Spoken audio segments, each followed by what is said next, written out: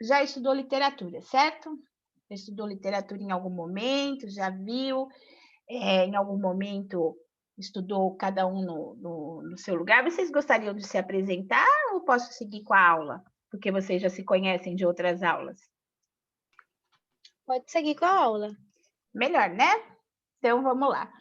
Então, na verdade, nós vamos nessa primeira aula, nós vamos ter uma noção, vou retomar para vocês algumas noções, essas 2 primeiras aulas, assim, algumas noções bem, teóricas de literatura, tá? O que é literatura, conceito, período literário, gênero literário, porque são conceitos mais chatinhos, mas são conceitos necessários para vocês conseguirem desenrolar outras coisas, inclusive chegar à análise de obras literárias, certo?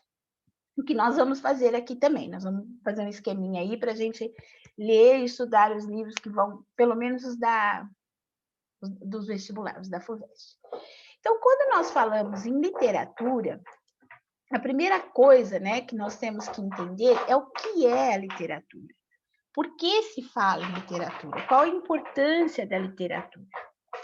A literatura, na verdade, é uma expressão artística, tá? Assim como nós temos as artes plásticas, né? A escultura, tem a madeira, tem a pedra, tem o material, matéria-prima para ele trabalhar a forma, assim como a música tem a melodia, tem a letra, assim, segue minha cachorra furando o tapete. Assim como a pintura, né? Tem as cores, a tela, as técnicas. A literatura tem a matéria-prima, o que ela usa para expressar é a palavra. Ela se expressa através da palavra escrita, tá? Então, é importante nós sabermos que um texto literário, tudo que nós falamos de literatura, está se referindo à palavra escrita. Todas as culturas, as civilizações têm uma forma de arte, né? E existiu, obviamente, muitas culturas sobreviveram, eles não tinham a escrita e eles sobreviviam da oralidade, né? Da cultura e da narrativa, maneira oral. Mas a literatura se expressa com a palavra escrita. Quando nós temos uma obra literária, nós temos um objetivo. O objetivo dessa obra literária, do texto literário, é causar uma emoção, expressar alguma coisa, provocar alguma coisa no leitor, trazer alguma coisa para esse leitor, trazer uma reflexão, representar um ser humano num contexto, representar um tempo, mostrar alguma coisa da alma humana, dos medos, da angústia, representar uma sociedade, representar uma época política, representar uma coletividade, não importa, né? A literatura recria ou cria um mundo através da palavra. E é através da palavra que ela atinge o outro, que ela atinge o leitor, da palavra escrita. Nós temos um conceito um pouco, eu diria, limitado, né? Vem mesmo com esse conceito que, para ser literatura, tem que ser uma coisa formal, ou tem que ser reconhecida como literatura, ou tem que estar nos livros, nos clássicos. Não é verdade, tá? Uma manifestação, por exemplo, de frases escritas nos muros da cidade é uma forma de literatura. Os poemas que vêm, não sei se vocês já repararam, existem padarias, tem o papel, o pacote de pão, o papel de pão. No verso, algumas padarias têm no verso do papel poemas. Isso é literatura. Existem poemas que circulam, ou textos que circulam, que têm um cunho artístico, nos quais existe um trabalho com a linguagem escrita, que não tem um autor reconhecido, né? Ou cuja autoria é discutível. Isso também é literatura, tá? Mas existe uma literatura para nós mais estabelecida, né? Um padrão, existe uma literatura, existem obras, existem características que foram organizadas didaticamente para que nós possamos entendê-la, estudá-la, relacionar a obra com o contexto. Isso tudo faz parte do estudo da literatura, tá? Quando a gente fala existe uma outra coisa importante aqui. O termo literatura nós usamos para a arte que tem como matéria-prima, como material, a palavra escrita. Mas nós temos também esse termo literatura, olha, que às vezes é empregado para que nós reconheçamos o conjunto de obras, ou conjunto de textos, ou conjunto de livros, o que se tem escrito sobre determinada área de conhecimento. Então, por exemplo, quando eu tenho uma dúvida ou estou lendo sobre um assunto que diz respeito à medicina, eu posso falar, olha, essa literatura médica é uma literatura artística? Não, não é uma literatura artística, não, mas é uma literatura, a literatura da legislação, a literatura esotérica. Então, quando nós usamos esse termo, nós estamos falando no conjunto de obras escritas ou de textos escritos, de artigos escritos sobre determinada área de conhecimento. Também existe esse termo literatura. Até aí, tudo bem? Beleza? Então, nós temos o estudo da literatura, né?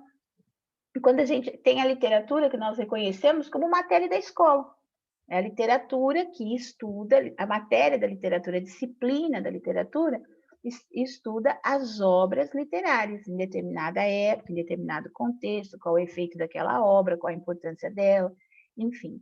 Isso também é a literatura enquanto disciplina, é o nome de uma disciplina.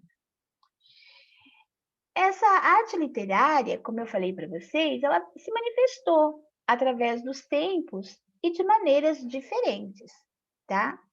E aí elas foram desenvolvendo, conforme a época que ela estava sendo trabalhada, ela tinha um estilo que predominava, um tema que predominava, né? Uma intenção que predominava dos autores. Então, a literatura vem sendo estudada através, ela ocorre em diversas culturas e ao longo da história, ao longo do tempo. Para ficar mais fácil, como a literatura, como a obra literária não nasce sozinha, né? Uma obra literária, ela é resultado, então eu tenho aqui essa obra. Mas como que surgiu essa obra? Alguém escreveu essa obra. Mas quem escreveu essa obra vive num contexto político, num contexto histórico. Ele amou, ele deixou de amar, ele viveu, ele respira um tempo. O autor é resultado desse tempo. E ele estabelece uma relação com esse tempo. Ele absorve, cada um de nós absorve o momento em que nós vivemos de uma maneira, não é verdade? A gente absorve de um jeito, e através dessa absorção, desse respirar que a gente faz do mundo em que nós vivemos, da época em que nós vivemos, o que a gente forma, as nossas opiniões, a nossa visão, isso vai construindo quem somos. O autor é a mesma coisa, então ele vive num tempo, ele vive numa época, ele absorve e ele estabelece, ele produz, ele tem uma visão própria desse tempo. E a obra dele vai ser o reflexo desse tempo, melhor ainda, é o reflexo da visão dele, do que ele digere desse tempo, do que ele quer passar. Então existe uma ligação muito, muito forte, né? Muito relevante entre o autor, a obra e o tempo em que ela foi produzida. Ao longo, né, dessa organização didática da literatura, essa literatura foi organizada também de acordo com o contexto histórico do autor e tal. E aí, daí a origem dos períodos literários. Então, o que nós vamos estudar ao longo do nosso curso são os diferentes períodos literários, as escolas literárias. Quando cada período aconteceu, qual a relação, em que período aqui, na época medieval, como se deu essa arte literária, como que a literatura se manifestou, como se chamou esse período. Nossa, aqui, ó, na época do Renascimento, como se chamou esse período? Então, a literatura, enquanto disciplina, ela foi organizada pelo tempo, uma ordem cronológica, numa correspondência de um período. Por isso que eles se chamam períodos literários, ou escolas literárias, tá? Então, nós temos aqui os períodos literários, mas antes de chegarmos aqui, para nós estudarmos os períodos literários, é importante nós levantarmos alguns conceitos, né? O que caracteriza um texto literário? Vocês têm alguma noção? Querem falar alguma coisa? Vida que segue. Vida que segue. O texto literário se diferencia, nós temos que entender que existe o texto literário e o texto não literário. O texto literário trabalha a linguagem, ele trabalha a forma, ele trabalha a mensagem, ele se inspira no mundo real. Ele pode se inspirar no mundo real, mas ele não precisa retratar o mundo real. Ele pode usar, ele usa a palavra escrita para criar um mundo paralelo, um mundo fictício, um tempo que não existe. Ele fala de pessoas que nunca tiveram certidões de nascimento, não é verdade? Ele fala das Marias e dos Josés.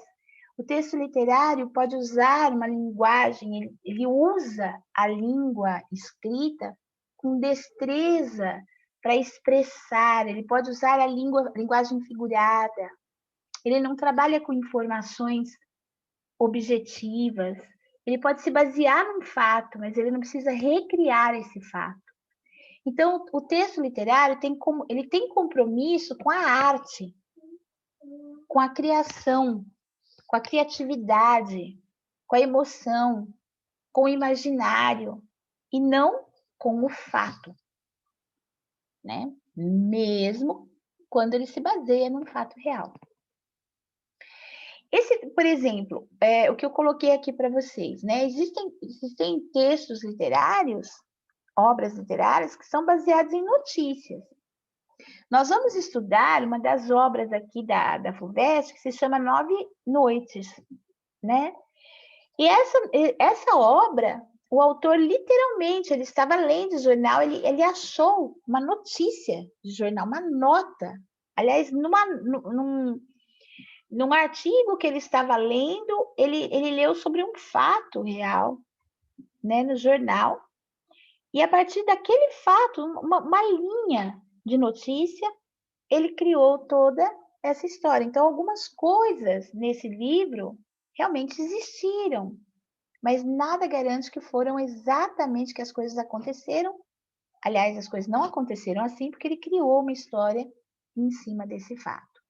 Então, o texto literário tem compromisso com a arte, não com a realidade, tá?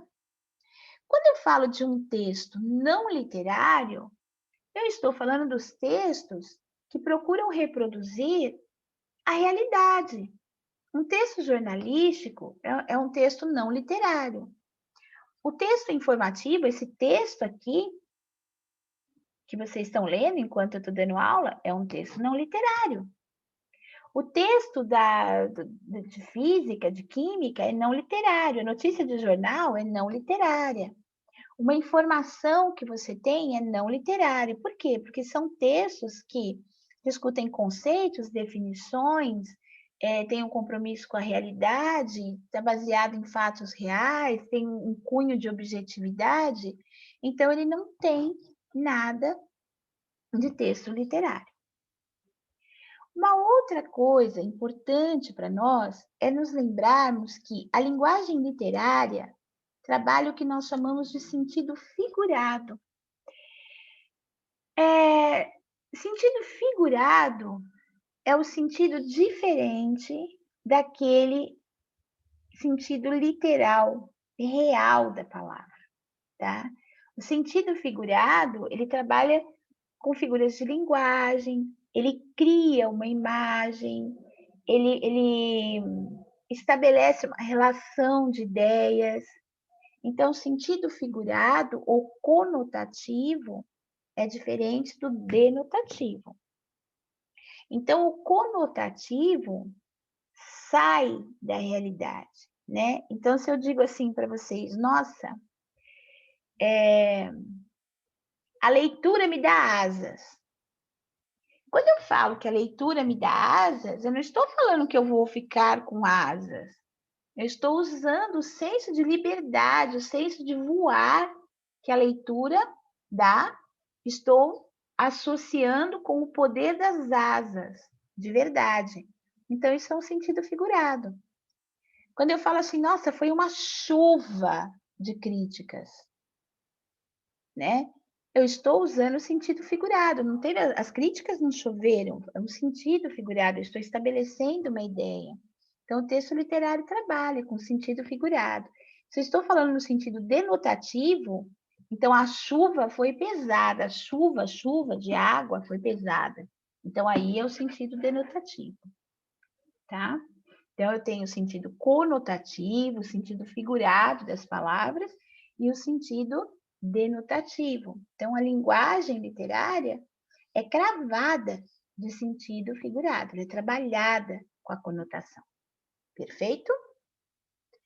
Mais uma coisa importante aqui, né, antes de nós chegarmos, né?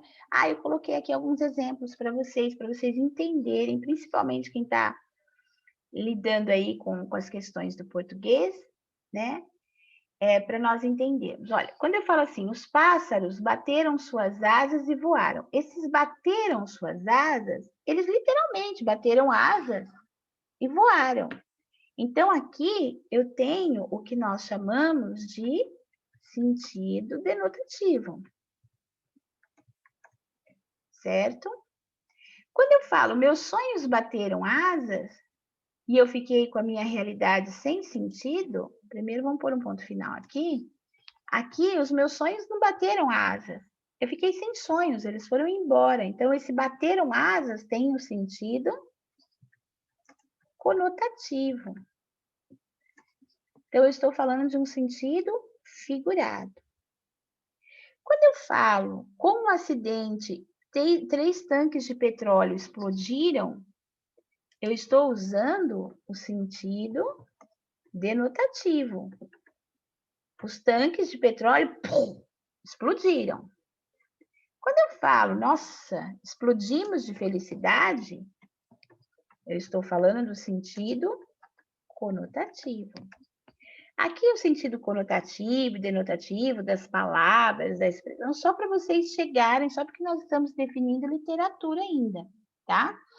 Esse sentido conotativo, denotativo, a linguagem figurada, as figuras de linguagem, vocês vão estudar muito a fundo na questão de português, nas interpretações de texto, com o professor Murilo, com a professora Rosângela, tá? Então, há 2 termos também sobre os quais esses 2 termos, gente, vou falar uma coisa para vocês. Eu ouço muito, eu vejo muita gente usando de maneira equivocada, tá? Eu achei importante trazer isso para vocês, porque nós falamos assim, como tem a literatura, que é o que eu falei para vocês, ela mexe com a arte, com a imaginação, né, com a criatividade. Então, às vezes, as pessoas falam assim, nossa, ele se matou de beber, ele literalmente se matou de beber água. Só que esse literalmente significa ao pé da letra. Se eu disser que alguém se matou de tomar água, ele tomou água, ele se suicidou tomando água, de verdade, tá? Porque nós temos 2 termos que se confundem. Eu tenho o sentido literal e eu tenho o sentido literário. Se eu disser para vocês, nossa, isso está no mundo literário, da minha literatura, da criatividade, a gente nem usa muito. Ah, isso é um universo literário, o universo da literatura. Se eu disser assim para vocês, olha, eu vou te falar uma coisa, ele entrou naquela briga e se machucou muito. Eu posso estar falando de uma briga, de uma discussão, de uma disputa, e ele ter se machucado emocionalmente. Mas se eu digo assim, ele entrou naquela briga e ele literalmente se machucou, eu estou falando de um outro tipo de briga e ele literalmente ele se machucou de machucado físico, de tomar soco, de, sei lá, tá? Então, quando eu uso o termo literalmente, eu estou falando assim ao pé da letra. Ele fez isso ao pé da letra. Ela literalmente agrediu a mãe. Nossa, que exemplo. Ela literalmente, ela foi lá e agrediu fisicamente. Se eu digo literalmente, ou no sentido literal, eu quero dizer real, tá? Sem confusões. E a gente ouve muitas pessoas falar, nossa, literalmente ele fez isso, mas esse fez isso, a gente sabe que não foi literalmente. Então, é o termo usado de uma maneira equivocada. Tudo bem até aí? Beleza? Vocês estão aí, gente? Sim. Boa. Sim. Sim. Então tá bom. Então, vamos lá. Agora nós vamos chegar nos gêneros literários. Espera, Oi? uma pergunta. Então, o conotativo e o figurado é o mesmo? Você se Sim, refere ao sim, mesmo? sim. Tá bom, Sim. obrigada. Gente, vocês tinham colocado alguma coisa no chat? Eu tinha deixado vocês falando sozinho? Deixa eu ver se eu acho meu chat aqui, peraí. O chat aqui tá vazio. Ah, então tá bom. Obrigada, meninas. Eu vou colocar ele aqui, a janelinha. Abrir. Mas eu esqueço de olhar. Eu prefiro que faça como vocês fizeram agora, tá? Falar comigo mesmo. Posso seguir, gente? Então, ó. Sentido figurado e conotativo, a mesma coisa. Denotativo, diferente. Denotativo é o real. Conotativo é o figurado. É o sentido que nós atribuímos à palavra. O que mais? O termo, quando nós queremos usar, nossa, ele literalmente fez isso, muitas vezes é usado de maneira equivocada, literalmente significa ao pé da letra. Fez mesmo, tá? Fez para valer. Então, nós temos aí essas duas coisas importantes. Simon? Certo. Beleza, então vamos lá, continuando. Agora nós vamos estudar gêneros literários. Vamos estudar, não, vou contar para vocês um pouquinho sobre os gêneros literários. Por que eu vou contar? Por que eu estou falando que eu vou contar? Porque aos poucos, meu Deus, nós vamos lidar com esses conceitos, né? Então, o gênero literário, o que é gênero? O que a palavra gênero significa para vocês? Alguém quer escrever ou falar? Quando eu falo assim, isso não faz meu gênero. Seria tipo, algo assim? Perfeito. Faz meu tipo. Olha, qual é qual é o gênero de filme que você gosta? Eu curto romance. Gosto de policial. Eu queria tô a fim de escolher um livro. Mas que gênero de livro você gosta? Então, gênero, exatamente isso, está ligado a tipo, a jeito, tá? Que, na verdade, tem um pouco não é o mesmo conceito da marcação de gênero da gramática, né? Quando a gente marca o gênero na gramática, a gente marca o masculino ou feminino. Ó, gente, ó a situação da pessoa. Fica em pé, entendeu? Essas horas que a gente está dando aula, essas aulas virtuais, só para a gente se deparar com a gente descabelada na vida. Então, ó, A hora que a gente gênero feminino, gênero masculino, isso daí é a desinência de gênero gramaticalmente. A palavra gênero tem a ver com tipo. Ai, não acredito que vai desligar esse negócio. Então, tipo, os gêneros literários, na verdade, vamos guardar assim, são os tipos de texto que são desenvolvidos.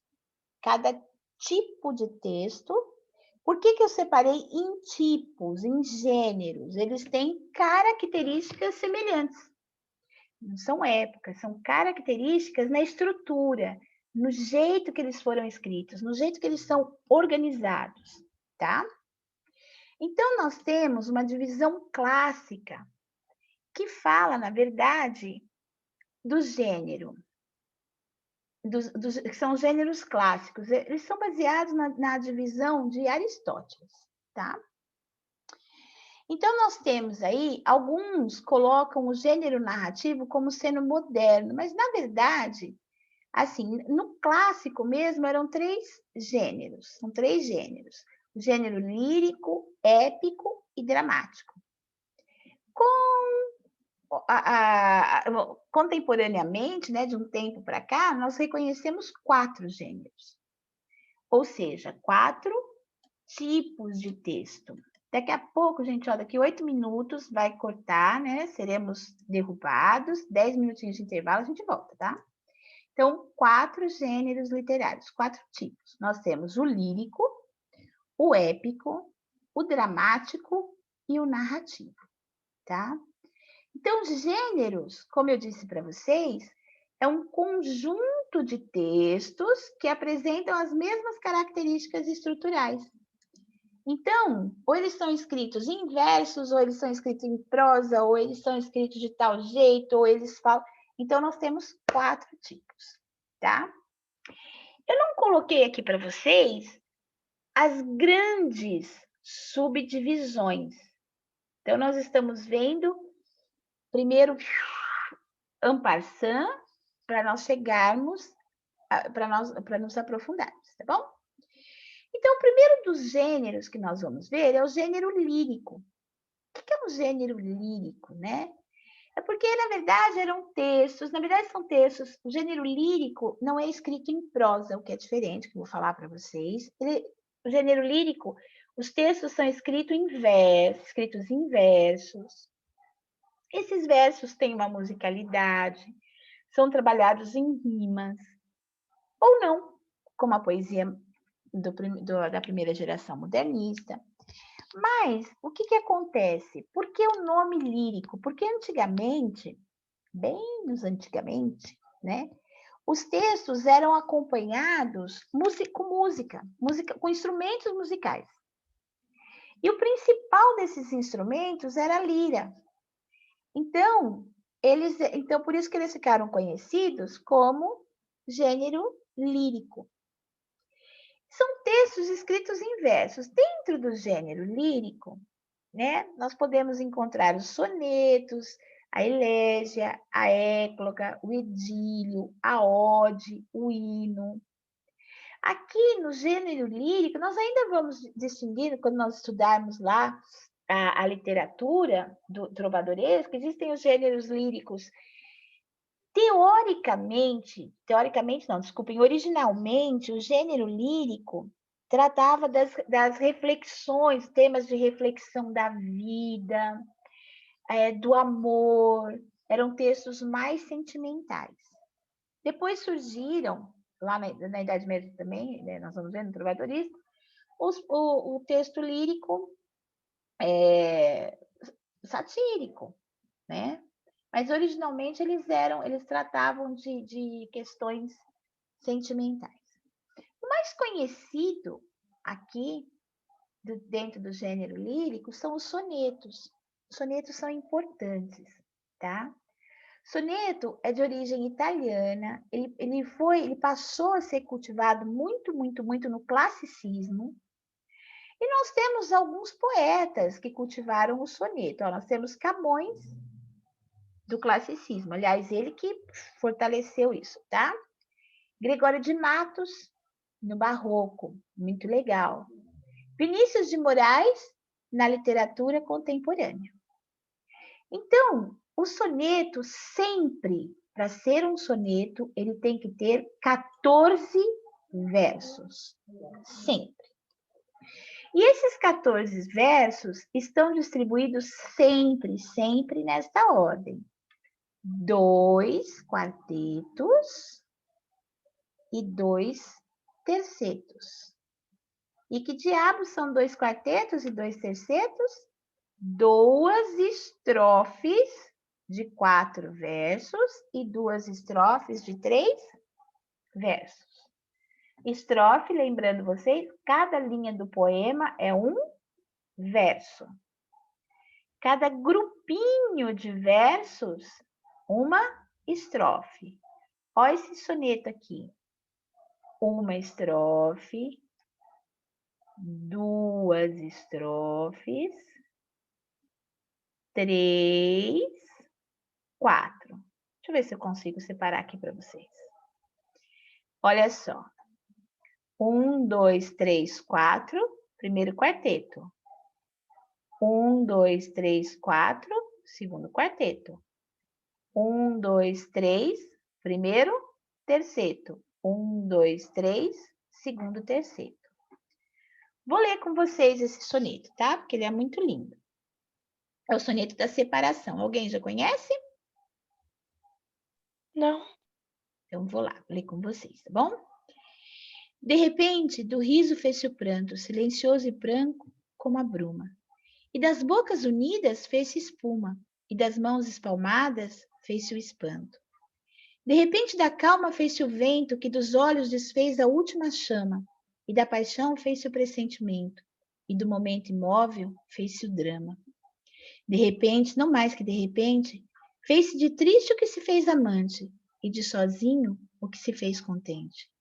Fez-se do amigo próximo o distante, fez-se da vida uma aventura errante, de repente, não mais que de repente.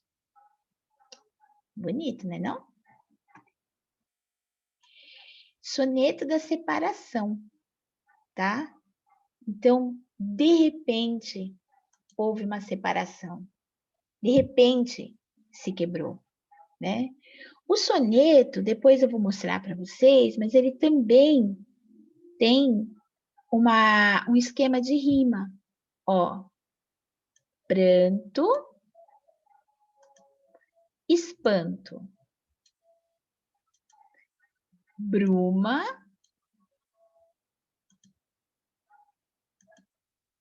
espuma.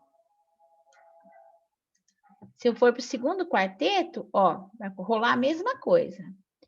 Vento. Peraí. Queria trocar as cores. Vento e pressentimento. Chama e drama. Então, as rimas, olha, aqui eu tenho a primeira e a última e as duas do meio. No segundo quarteto, eu tenho uma escadinha, ó. Aqui e aqui. Isso tem nome, tá? Depois a gente vai ver. Aqui, ó, de repente, amante e contente. Aqui, ó, esse cara tá com esse aqui. E esse aqui ficou sozinho. Esse aqui é outra rima, ó. Vou colocar ele aqui. Ai, não, Jesus. Pronto, agora começa, eu já começo a ficar nervosa que vai acabar esse tempo do cão. Então, eu vou colocar aqui, ó.